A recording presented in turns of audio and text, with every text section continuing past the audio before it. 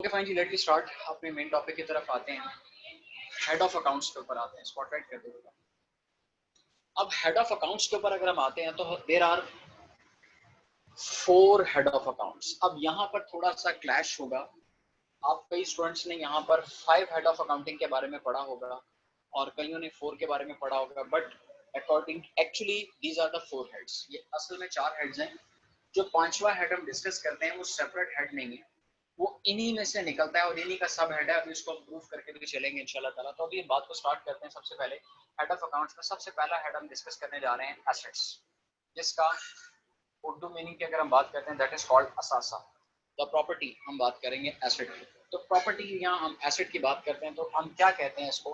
अगर मैं इसको सिंपल वर्ड्स में यहाँ पर लिखता हूँ तो मैं इसको ये कह सकता हूँ कि एनीथिंग, कोई भी चीज which gives the benefit to business, जो बिजनेस को फायदा दे for more than 1 year is called assets. Anything, कोई भी चीज which gives the benefit to the business for more than 1 year is called asset. कोई भी ऐसी चीज या कोई भी स्पेंडिंग ऑफ अमाउंट, पैसे का खर्च करना, जिसके अगेंस्ट हमें या तो कोई फिजिकल चीज मिले या बेशक हमें नॉन फिजिकल। नॉन फिजिकल का मतलब है अगर मैं इसको, या तो हमें कोई टेंजिबल चीज मिले या बेशक हमें कोई इनटेंजिबल चीज मिले। इनटेंजिबल चीज किसे कहा जाता है? To which we can't see that, जिसको हम देख नहीं सकते, जिसको हम छू नहीं सकते, but we can take the benefit, हम उसका बेनिफिट ले सकते हैं। तो यहाँ पर हम इसी चीज के बारे में डिस्कस कर रहे हैं कि अगर हम क्या करते हैं कि anything which, I am sorry जी, थोड़ा सा कैमरे का इशू था तो उसको रिजॉल्व कर लिया। बात हम कर रहे थे कि anything which gives the benefit to the business is called asset, but benefit, the period of benefit will be more than 1 year। तो अभी मैं यही बात आपसे कह रहा था कि आपने पैसे खर्च किए और पैसे खर्च करने के बाद आपने कुछ हासिल किया, either tangible or intangible। tangible चीज which to which we can see that, we can touch that, उसको हम tangible कहते हैं। and if we can't see that and if we can't touch that, just we can take the benefit of that thing is called, उसको हमने फिर क्या नाम दे दिया? इंटेंजिबल का नाम दिया। तो आइदर टेंजिबल और intangible, but will give the benefit to the business for more than 1 year is called asset. उसको आपने एसेट स्पेसिफाई कर दिया। लेकिन इसके साथ कुछ एडिशनल फीचर्स भी होते हैं। अब उस एडिशनल फीचर्स को जरा सुन लीजिए। वो क्या है बेटा जी? Must be in the ownership. ठीक हो गया? वो ऑनरशिप में होना चाहिए लाजमी। Number 2, use for earning income, और उसको लाजमी इस्तेमाल किया जाए किसके लिए? इनकम अर्निंग के लिए। ये कुछ एडिशनल फीचर्स हैं जो कि हमने साथ इसमें कवर अप करने हैं। Must be in the ownership of business. Asset हम उसे कहेंगे जो हमारे बिजनेस के ऑनरशिप में है। अगर हमने कोई चीज वैसे किराए पर हायर की है, हायर की हुई बिल्डिंग या हायर किया हुआ asset will not be qualified as a asset of the business. ठीक हो गया? इसी तरह से हमने दूसरी बात भी कर दी, यूज फॉर अर्निंग इनकम, और उसको हमने अपने इनकम अर्निंग के अंदर भी इस्तेमाल करना है तो फिर हम उसको एसेट का नाम दे सकते हैं। बट याद रखिएगा ये फीचर्स ऐसे हैं जो कि हर एसेट के ऊपर अप्लाई नहीं होते। कुछ एसेट्स के फीचर ऐसे भी होंगे जिनसे रिलेट करते हैं, कुछ नहीं करते। इंशाल्लाह ताला इसके ऊपर भी मैं बात करूंगा जब मैं इसके टाइप ऑफ एसेट्स की तरफ मूव करूंगा, फिर आपके साथ डिस्कस करूंगा चल के। तो ये सिंपली अभी बात हमने की एसेट की कि anything which gives the benefit to the business for more than 1 year is called asset. कि कोई भी चीज हमारे बिजनेस को 1 साल से अगर ज्यादा का बेनिफिट देती है तो उसको हमने क्या नाम दे दिया? एसेट का नाम दे दिया। अब उसके बाद आगे चलते हैं। एसेट के बाद हम बात करते हैं एक्सपेंस की। एक्सपेंस और इसके साथ साथ एक वर्ड यूज किया जाता है एक्सपेंडिचर। अब इसके ऊपर भी थोड़ा सा क्लैश ऑफ कॉन्सेप्ट है, मिसकंसेप्शन हम कह सकते हैं इसको, कि कुछ बुक्स या कुछ बुक्स के इवन कुछ टीचर्स भी हैं जो कि एक्सपेंस और एक्सपेंडिचर्स में डिफरेंस क्रिएट करते हैं और वो एक्सपेंडिचर के बारे में कहते हैं जी may be it can be qualified as a asset and expense आपका खर्चा है। तो ऐसा कुछ नहीं है। Expense and expenditure both are the same thing. ये एक्सपेंस है, खर्चा है आपका। अगर मैं इसका डिक्शनरी मीनिंग लेता हूं तो उसको क्या कहा जाता है? खर्चा बोला जाता है। लेकिन अब इसकी डेफिनेशन क्या कहती है इसको ध्यान से देखिएगा। Anything which gives the benefit to business for less than 1 year is called expense। अब start of the definition was the same, anything which gives the benefit to the business, anything which gives the benefit to the business For more than 1 year is called asset, for less than 1 year is called expense. ठीक हो गया? दोनों के अंदर अगर हम देखें तो पैसा खर्च होता है हमारा। हमने एक एसेट खरीदा तो भी पैसा खर्च हुआ, हमने एक एक्सपेंस किया तो भी पैसा खर्च हुआ। बट असल में एसेट और एक्सपेंस को डिस्टिंक्शन करने की चीज है, अगर हम इसको अलग अलग करते हैं, इनमें डिफरेंस क्रिएट करने वाला पॉइंट क्या है, इनका पीरियड ऑफ बेनिफिट है। अगर तो हमारा पीरियड ऑफ बेनिफिट 1 साल से ज्यादा है तो it can be qualified as a asset, और अगर हमारा period of benefit less than 1 year है तो it can be qualified as a expense की बात करते हैं। बट एक्सेप्शनल केसेस को हमने कंसीडर नहीं करना। बात बार एसेट जो नॉर्मल सर्कमस्टांसेस में तो हमें लॉन्ग टर्म बेनिफिट देता है, लेकिन बाद में ऐसा होता है कि हमें 1 साल से कम एसेट का बेनिफिट देकर जाता है, तो हमने एक्सेप्शनल केसेस को डिस्कस नहीं करना। इन रूटीन हमने क्या करना है कि अपने एसेट या एक्सपेंस क्वालिफाई करना होता है। फिर उसके बाद मैं एग्जांपल लेता हूं कि मैं एक फैन परचेज करता हूं, फैन पे भी पैसे खर्च किए। मैं एक मार्कर परचेज करता हूं तो मैंने इस पे भी पैसे खर्च किए, बट फैन पे भी qualified as an asset because in normal circumstances it give the benefit to the business for more than 1 year. और जो हमारा मार्कर है ये हमारा नॉर्मल सर्कमस्टांसेस में इसका लाइफ जो पीरियड ऑफ बेनिफिट है वो 1 साल से कम होता है, तो इसको हम क्या कहते हैं एज एक्सपेंस क्वालिफाई किया जाता है। क्योंकि हमने जब ये पैसे खर्च करने हैं तो हमने वेट नहीं करना चेक करने के लिए कि इसका बेनिफिट कितना होगा, फिर उसके हिसाब से एंट्री पास करेंगे। अकाउंटिंग हमें कहती है कि आपने उसी वक्त ट्रांजैक्शन को रिकॉर्ड करना है, तो फिर हमने क्या करना है कि ऑलरेडी इस चीज को डिसाइड करना है, पहले से इसका डिसीजन हमें लेना है कि ये चीज हमारे लिए क्या हो सकती है। अगर उसका period of benefit expected normal circumstances के अंदर उसका एक्सपेक्टेड बेनिफिट 1 साल से ज्यादा है तो हम उसको डे फर्स्ट से एज एसेट रिकॉर्ड करेंगे। और अगर इन नॉर्मल सर्कमस्टांसेस उस चीज का बेनिफिट हमें 1 साल से कम है तो फिर हम उसको एज अ एक्सपेंस रिकॉर्ड करेंगे। तो ये हमारे पास डिफरेंस आ गया। लाइक हम सैलरी पे करते हैं, एक माँ की सैलरी होती है, ये भी एक एक्सपेंस है। हम रेंट पे करते हैं, हम कस्टमर को डिस्काउंट देते हैं, ठीक हो गया जी। हम बिल्स पे करते हैं यूटिलिटीज वगैरह के, तो सो ऑन एटसेट्रा, ये सारे हमारे किस कैटेगरी में आते हैं, एक्सपेंस कैटेगरी में फॉल कर रहे हैं इसको, ठीक हो गया। उसके बाद हम आगे चलते हैं तो बात आती है हमारे पास इनकम की बात करते हैं। What is the meaning of income? Income का डिक्शनरी मीनिंग अगर हम लेते हैं तो हम किसे कहते हैं, आमदनी। अब इसको मैं सिंपली ये कह सकता हूँ, any cash flow in the business. Business में कैश फ्लो जरूरी नहीं कि ऑन स्पॉट, बाज़ का ऐसा होता है कि मौके पे पैसे नहीं आते, यानी कि क्रेडिट की ट्रांजैक्शन है, पैसे में बाद में भी आ सकते हैं, लेकिन फ्लो तो जनरेट होगा उसकी वजह से। तो any cash flow in business due to sale of services और गुड्स, चीजें या सर्विसेज को सेल आउट करना, ठीक हो गया जी। उसको हम लोगों ने किस चीज का नाम दे दिया, इज कॉल्ड इनकम का नाम दे दिया, ठीक हो गया जी।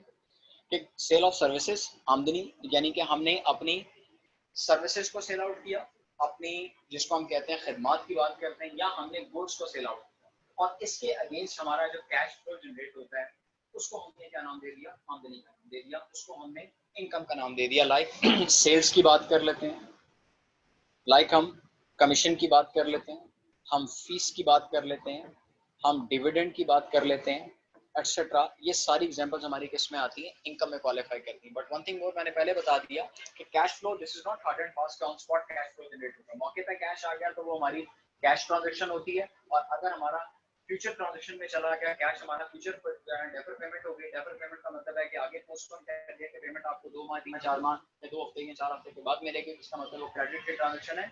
इनफ्लो ऑफ द कैश जो जनरेट होगा, बेशक अभी नहीं हुआ तो फ्यूचर में होगा, तो इसका मतलब उसको हमने फिर क्या नाम दे दिया, अपना आमदनी का नाम दे दिया, उसको इनकम का नाम दिया। अब इसके बाद इसी तरह से आगे चलते हैं तो हमारे पास फिर क्या आता है कि इनकम के बाद लाइबिलिटी की बात आती है। लाइबिलिटी किसे कहते हैं? Anything which is payable by the business is called liability. Anything, कोई भी चीज which is payable, जो कि payable है, any obligation जो बिजनेस ने पे करनी है, obligation है, जिम्मेदारी पूरी करनी है, by the business is called liability, उसको हमने क्या नाम दे दिया, liability का नाम दे दिया। और अगर मैं anything को थोड़ा सा elaborate कर दूं तो anything में मैं 3 चीजों को कवर अप कर सकता हूं। This liability can be cash liability, ठीक है जी, गुड्स लाइबिलिटी और सर्विसेज लाइबिलिटी। मैंने अगर लोन लिया है तो मैंने लोन कैश फॉर्म में वापस करना है, मेरी कैश लाइबिलिटी है।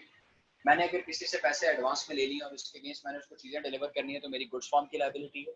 और अगर मैंने पैसे एडवांस में ले लिए और मैंने इसके अगेंस्ट सर्विसेज डिलीवर करनी है तो वो आपके लिए क्या है, वो मेरे लिए क्या होगी, सर्विस लाइबिलिटी कहलाती है। तो anything, any obligation, any duty which we have to perform, जिसको हमने परफॉर्म करना है, which we have to pay, हमने उसको पे करना है, तो इसको हमने किस चीज का नाम दे दिया, लाइबिलिटी का नाम दे दिया। पॉइंट करोगे जी बेटा? तो ये हमारे पास क्या आती है, लाइबिलिटी की बात आती है। अब आपने एक हेड पढ़ा होगा that is called capital. Basically capital is not a fifth or separate head, basically capital is a part of liability. अब कैपिटल कहते किससे हैं, पहले हम उसकी बात करते हैं। तो कैपिटल का मतलब क्या है हमारे पास, एक मिनट होल्ड कीजिएगा।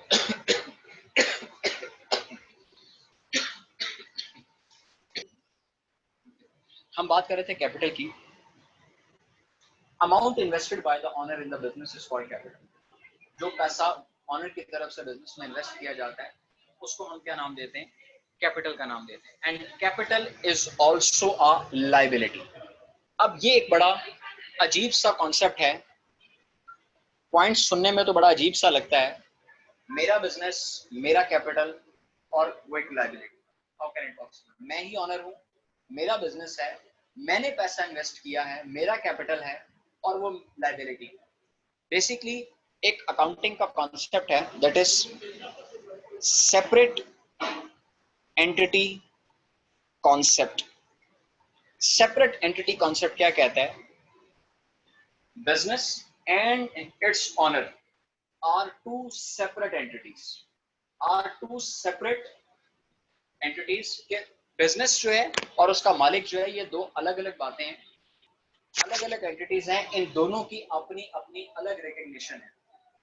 हम अकाउंटिंग बिजनेस की कर रहे हैं, हम ऑनर की नहीं कर रहे।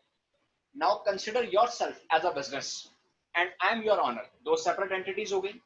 मेरे एसेट्स आपके एसेट्स नहीं बन सकते, आपके एसेट्स मेरे जाती एसेट्स नहीं बन सकते, मेरा जाती एसेट किसी बिजनेस का एसेट नहीं बन सकता, और जो बिजनेस का एसेट है वो मेरा एसेट नहीं बन सकता। अगर इस चीज को एग्जांपल देखिए तो मैंने यहाँ पर एक बात लिखी थी, मस्ट बी एसेट के नीचे मैंने क्या लिखा था, इन द ऑनरशिप ऑफ बिजनेस, कि एसेट वो है जो बिजनेस की ऑनरशिप में है। अगर एक मालिक की ऑनरशिप में एसेट है और उसको अगर बिजनेस में इस्तेमाल किया जा रहा है तो वो बिजनेस का एसेट क्वालिफाई नहीं हो सकता, क्योंकि मालिक की अपनी एक एंटिटी है, मालिक की अपनी एक लीगल रिलेशन, लीगल एंटिटी है, उसकी लीगल रिकग्निशन है, और बिजनेस की एक सेपरेट लीगल जो है ना एंटिटी है, और बिजनेस की एक सेपरेट लीगल रिकग्निशन है।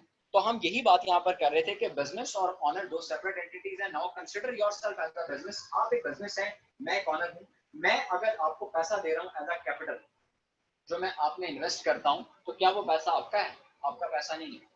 वो अब लायबिलिटी की डेफिनेशन के साथ मैच करके देखें, which is payable by the business, जो बिजनेस ने वापस करनी है। तो वो पैसा जो कैपिटल के तौर पर आप एक बिजनेस बन के इस्तेमाल कर रहे हैं, वो पैसा मेरा है, you have to pay back, आपने वो पैसा मुझे वापस करना है। बट वो अलग बात है कि कब करना है, जब बिजनेस वाइंड अप होगा, लेकिन करना आपने मुझे वापस है। इसका मतलब है ये भी बिजनेस के ऊपर एक लायबिलिटी कंसीडर की जाती है। तो कैपिटल एक लायबिलिटी क्यों है कि असल में बिजनेस एक सेपरेट एंटिटी है, मालिक एक सेपरेट एंटिटी है, मालिक बिजनेस को पैसा देता है, बिजनेस उस पैसे को यूज कर रहा है, but the business have to pay back that amount to the owner at the time of winding up of the business। तो इसलिए फिर वो कैपिटल उस बिजनेस के लिए क्या क्वालिफाई होता है, एक लायबिलिटी क्वालिफाई होता है। इसीलिए मैंने इसको सेपरेट हेड नहीं कहा।